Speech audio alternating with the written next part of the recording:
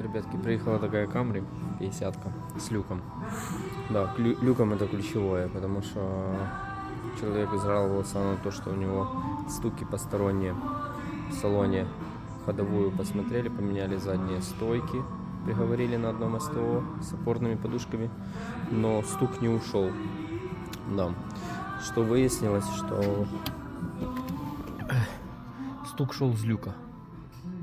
Да, конкретно с болтов вот этих вот. Их надо по кругу обтянуть. Поэтому, если у кого Camry 50 с люком, рано или поздно столкнется с такой проблемой, потому что болты проседают и появляется, начинает, когда кузов идти на излом, начинает трещать, когда стучать, когда трещать по-разному. В интернете видео и информации никакой по этому поводу не нашел, поэтому, думаю, пригодится вам.